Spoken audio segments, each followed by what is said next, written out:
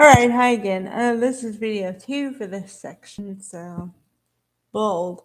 Okay. Well, let's start with where we are. Okay.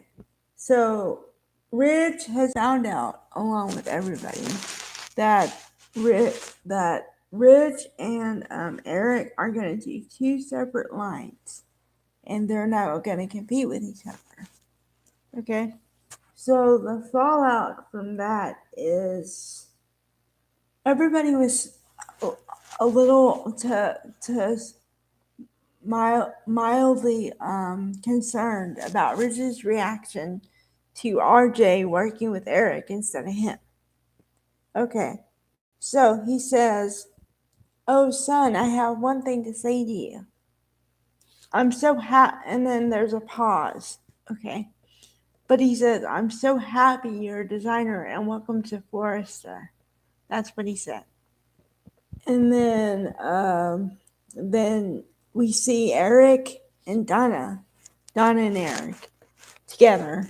And like I said, I like seeing this couple because we don't really see loving couples all that much, or when they are loving, then the storylines tend to break them up after like a year.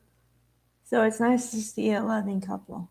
And I think it's really cool that, they both support each other. And he said, which was kind of romantic, that, "Hi, honey, you're my muse. Eric can do whatever he wants, and together we can fight anything and win." I like that. Okay. On the Thope front, um, Thomas and Hope are enjoying their no strings attached arrangement. And what's really ironic, funny, is one of the first lines Annika Noel, as Hope says to Thomas, Matthew Atkinson, is, did I lock the door? And he says, "Yes, that was right before you took all your clothes off." And then he said, "I'll never think of this office the same way again." So, yeah, so apparently you're supposed to believe she locked the door.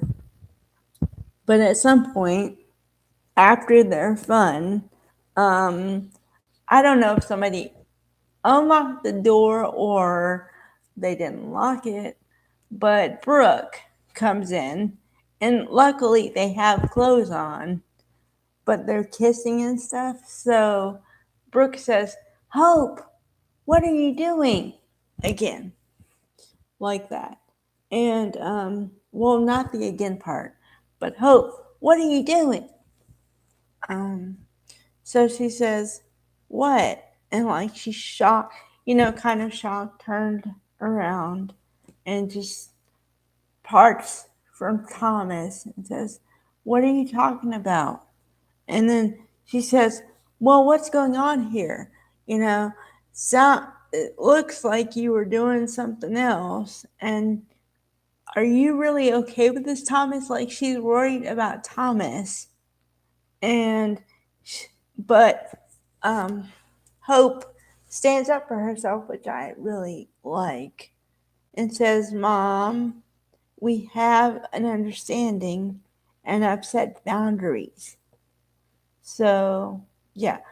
But there's a part of me that, I don't know. I mean, okay, I understand why they did it that way, but to a certain extent. But first of all, why is a mother asking a daughter something like that? Number two, why is it any of her business anyway? It's not going to affect her unless Hope gets hurt in the end, and maybe she has to console her, but that's jumping to conclusions. Well, I mean, okay. And I was thinking about this yesterday, actually, when I found out what the arrangement is, and pretty much right after I found out what it is. Okay, so the problems that can arise from that kind of arrangement are there's always one person that's more in love than the other person. Okay, so when the one person falls and the other person isn't there, then there's that to deal with. And or the positive that can come out of it is, say you have an understanding like that with somebody, and you're both adults, and for some reason, somehow, you both fall in love with each other. But over time, assuming you guys communicate and both say that, yes, I'm in love with you, or that I have feelings for you now, then you're okay. The problem is non communication. And like I said, one person's falling and the other person doesn't quite feel like that. That could be a problem.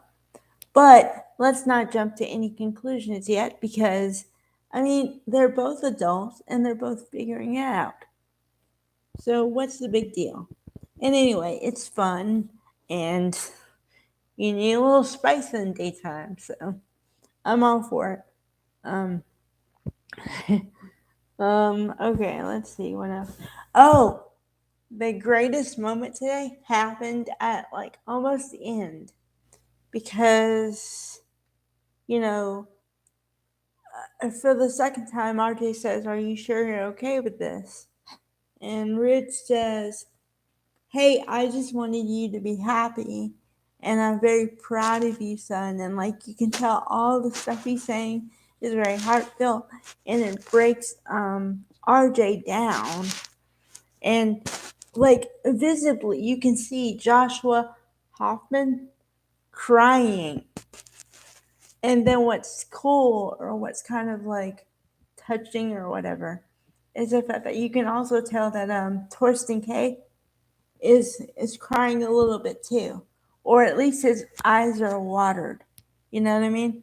So it's a nice, touching father son moment. The kind of moment I wasn't sure we were gonna get, but I'm glad we got one of those. So yeah, there's your recap of both soaps. So enjoy.